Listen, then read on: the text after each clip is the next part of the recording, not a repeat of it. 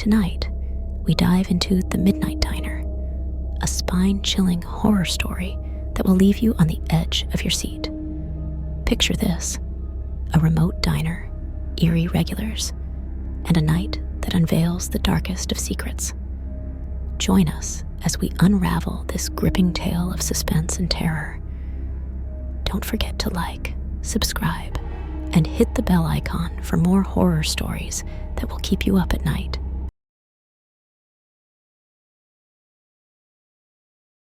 I work at a rest stop diner in a town that people pass through quickly, always on their way to somewhere or someone. The diner is called Belly's. Working at Belly's, you never see the same license plates twice. The lights flicker often, and the jukebox sometimes plays songs that aren't on the index cards. But the coffee's hot, and most people say the pancakes are the best they've ever had. I agree.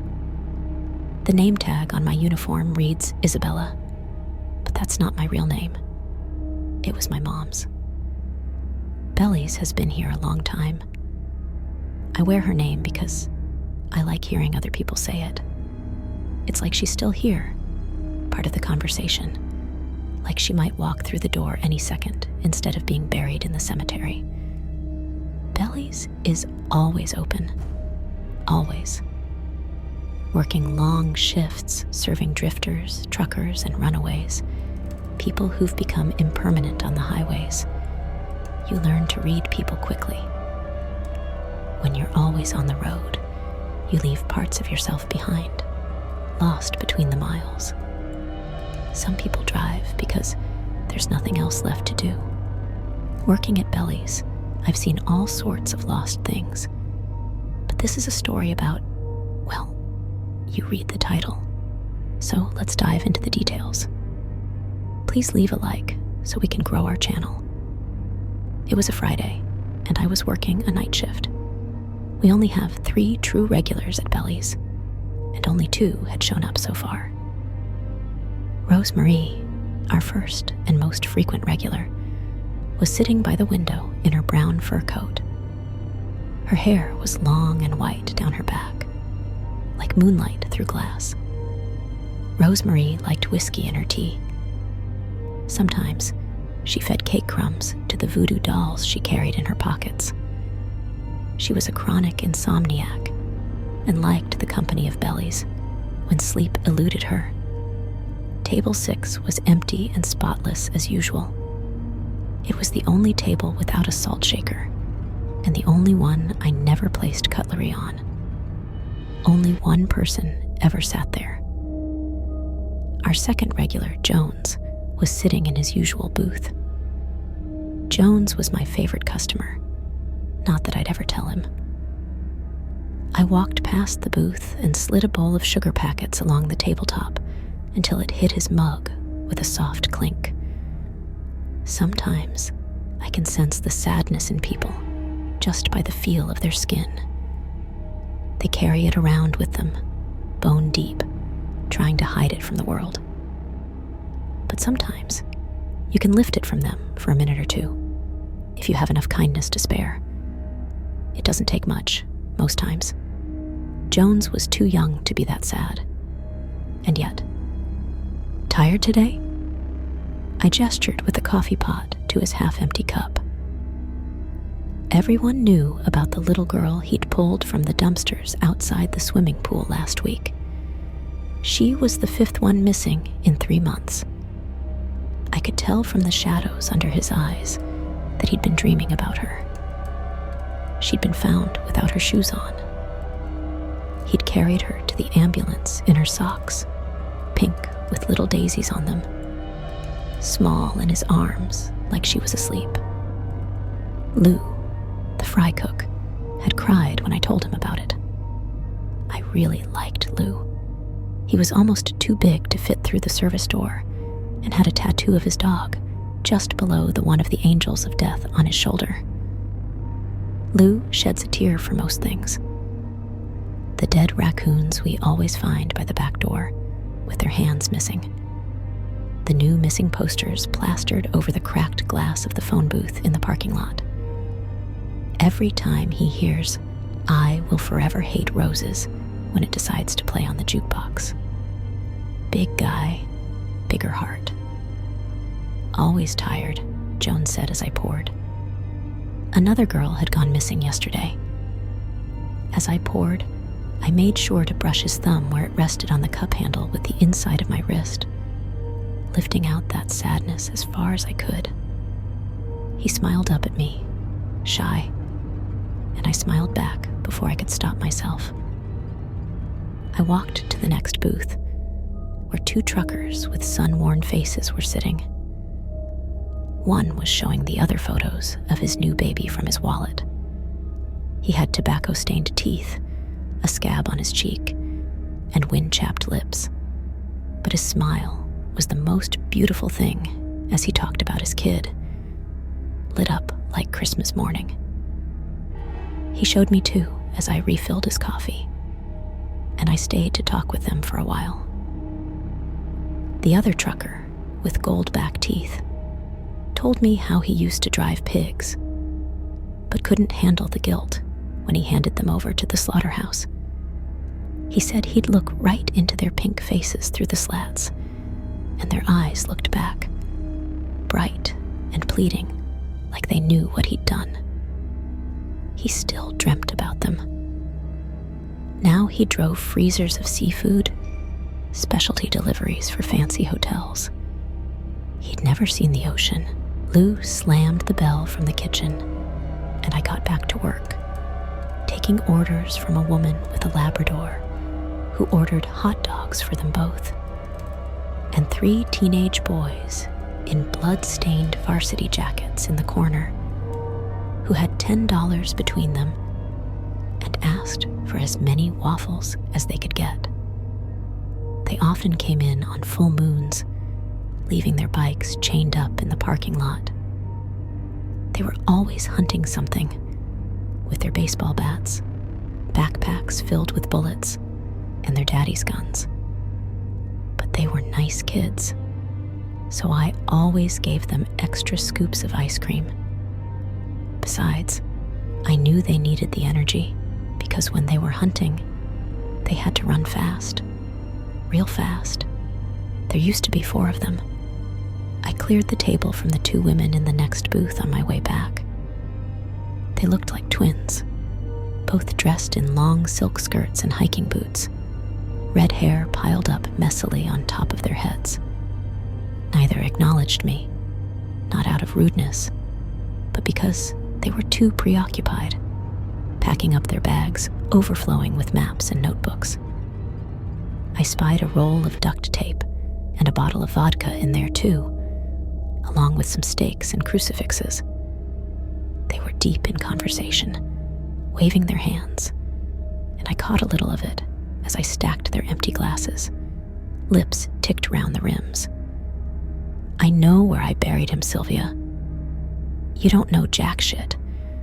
We dug for hours, and my mom always taught me eavesdropping was rude, so I left them to it and headed into the kitchen. But I got the sense that wherever they had left, whoever he was, he certainly wasn't there anymore. I felt like telling them, but like my mom said, it's not polite to listen to other people's conversations. You never know what you'll wish you hadn't heard.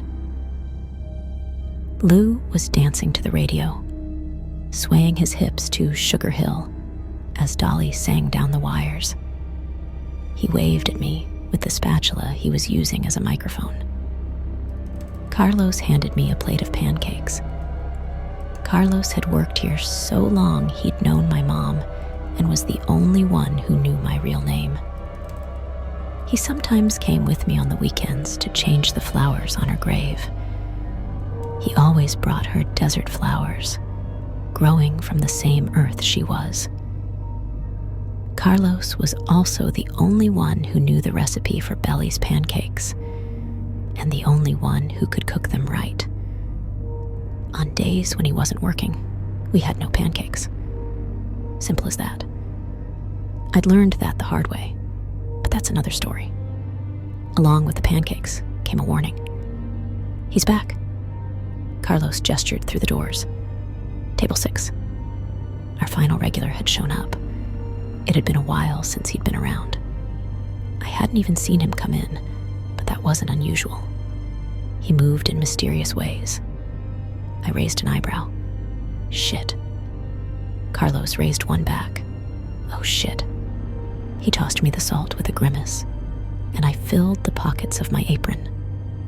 Lou banged around in one of the staff lockers for a moment until he emerged triumphant, waving a Bible that had seen better days. He placed it on the counter next to the syrup jugs and flipped to a random page. We leaned over his huge shoulders to read what it said. "Keep far from a false charge, and do not kill the innocent and righteous, for I will not acquit the wicked." Lou shrugged and patted me on the shoulder. "I don't get paid enough for this shit." I took the pancakes to table 6, which had been empty the last time I'd looked. It was now very much occupied. The man sitting at table 6 was smiling as I walked over, if you could call it a smile. It was more like a rictus, lips straining deep red at the corners of his face. His eyes kept darting from side to side, too fast to count, like his pupils couldn't decide where to land.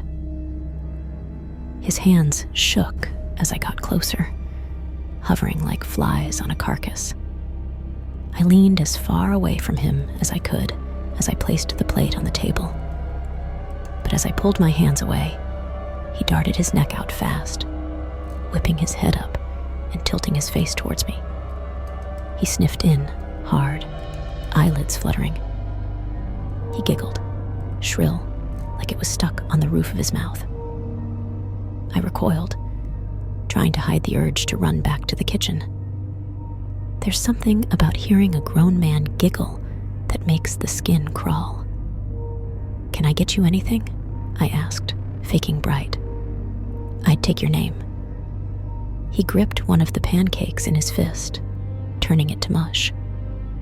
I tapped the name tag on my uniform. He shook his head, grinning, shoulders almost vibrating with a strange fluid roll as his smile slipped for a second, front teeth jutting suddenly, tongue sharply poking out. Filth was caked under his nails, red like the dirt on the sides of the road. Then he was smiling again, swaying slowly from side to side, feral in his hunting jacket. His hair hung in greasy strings around his ears, like blonde rat tails, and they swung with him back and forth. "Isabella, Isabella, Isabella. It doesn't suit." He suddenly slammed his hand up to his face, shoveling the crushed pancake into the gaping hole of his wide mouth. I jerked back. The movement was so sudden. I shoved my hands into my apron, reaching for the salt, and his eyes narrowed. "There's no need for that," came a voice from behind me. It rolled across my shoulders, deep to the bone. Mr. Prince. I turned to face our third regular, relief mixing with fear in a swirling pit in my chest. Kinda like that feeling you get at a fairground in midsummer when you've been on a carousel too long. And part of you knows you need to get off. But the other part doesn't want to leave because you know as soon as you stand still, you're going to be sick. Mr. Prince had that effect on people. Mr. Prince was dressed, as always, in his black pinstripe. His Stetson was darker than the night outside, and his boots shone like they were wet.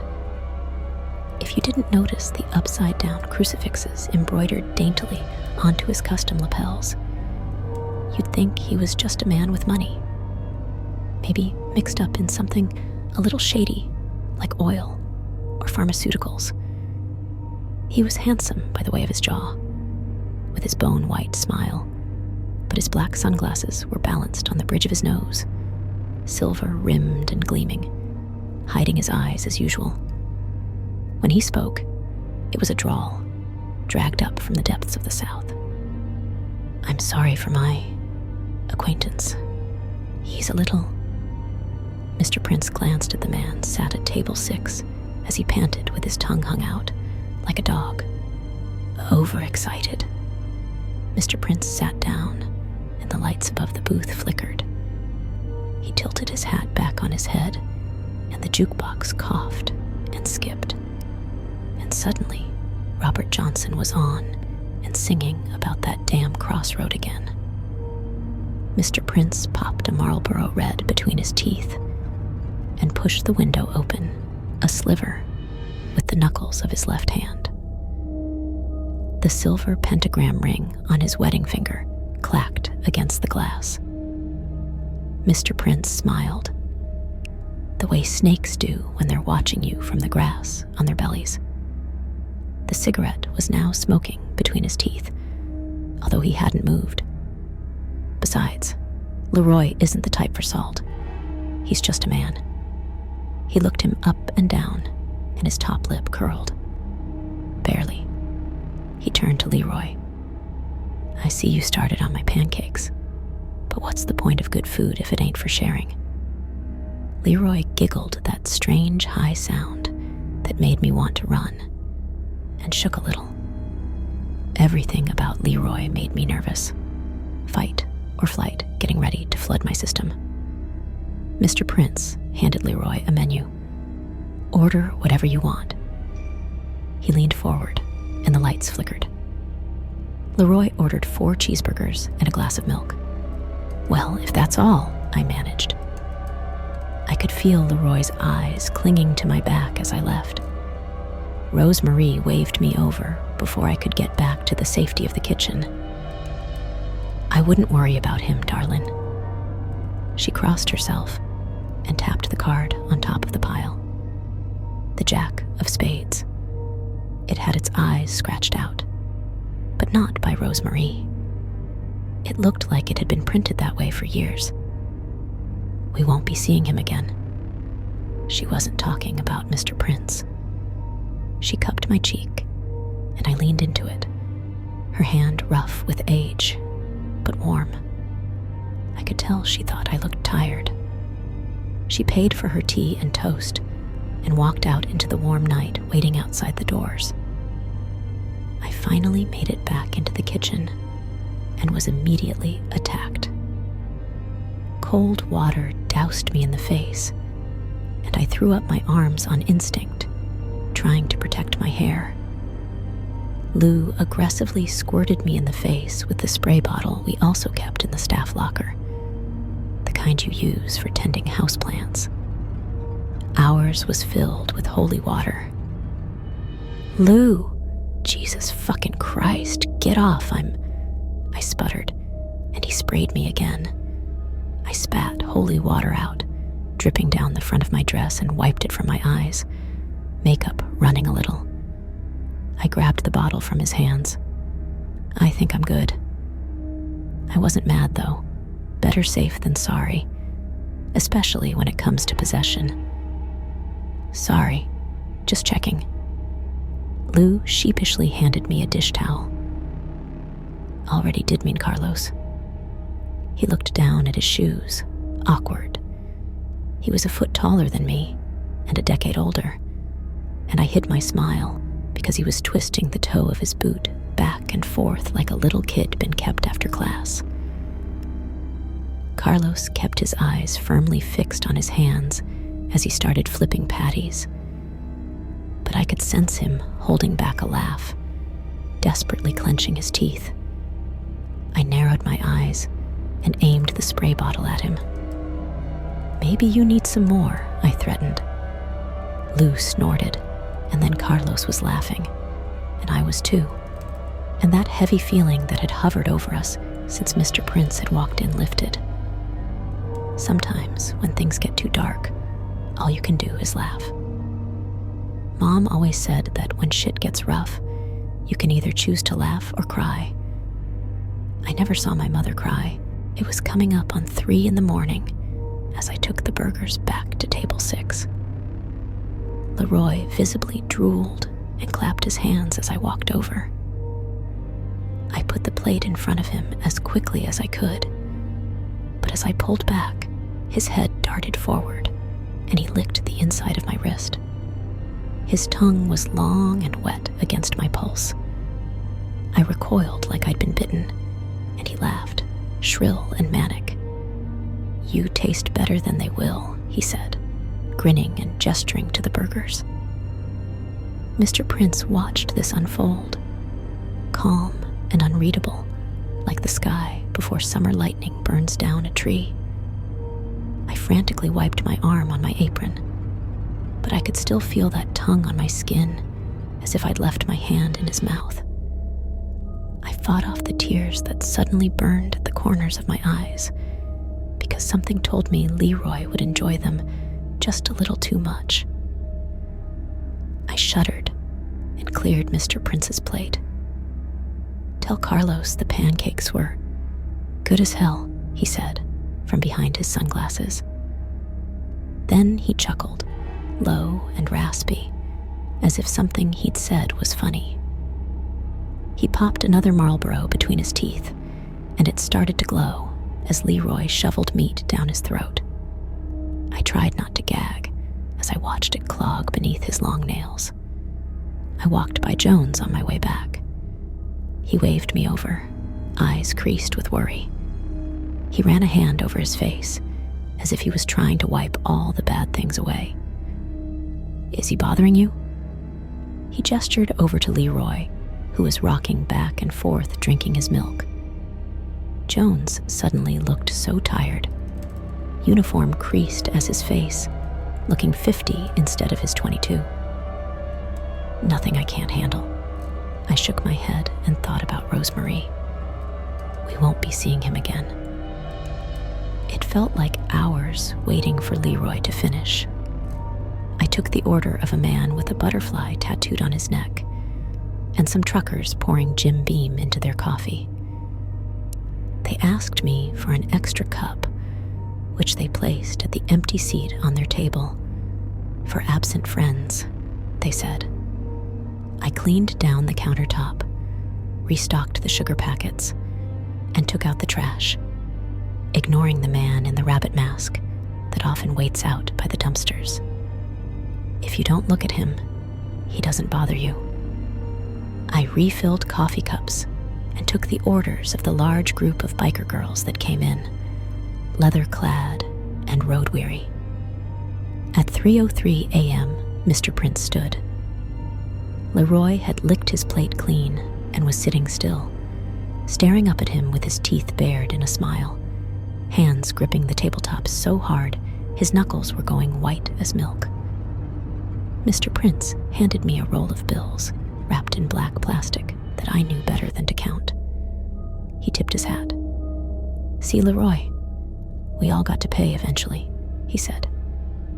He leaned in and spoke softly. "For I will not acquit the wicked," he smiled. He held out his hand to Leroy, palm flat, waiting. Leroy's hands shook as he reached into his hunting jacket and pulled out a pair of shoes. A child's shoes, small enough that both could fit in one hand. Little pink sneakers, dirty, with brown stains on the toes that I knew could only be one thing. Mr. Prince considered them a moment under the lights and shook his head. He seemed like he was sorry before he handed them to me. "For your man over there, tell him to dig deeper where they looked last." He nodded to Jones, who was watching us, his badge gripped in his hand. But Jones knew better than to come over. Mr. Prince turned to Leroy and grinned around his cigarette. "We've got a way to go. The road we're taking. They say it's paved with good intentions." He chuckled, and I felt sick to my stomach. He took Leroy's hand like a child, and they walked out into the night, warm and waiting. The doors swung shut behind them, even though nobody had touched them. The jukebox sputtered, and Chris Ria was on, singing about that road again. I placed the shoes on the table by Jones's empty coffee cup and passed on the message. He sat still for a long time after, just watching them on the tabletop, trying not to cry or scream or punch a hole in the plaster. All I could do was refill his coffee, because when someone is trying to hold themselves together like that, there's nothing left to say. My shift at Belly's was ending, and Leroy's unsettling presence lingered like a bad dream. Closing the diner, the neon lights flickering, I stepped outside into the cool desert air. The parking lot was empty, except for a solitary figure standing by the roadside. It was Rose Marie, her silhouette unmistakable, even in the dim glow of the Belly's sign. She beckoned me with a slow wave of her hand, her fur coat softly rustling. As I approached, she leaned in, her voice a whisper carried by the night breeze.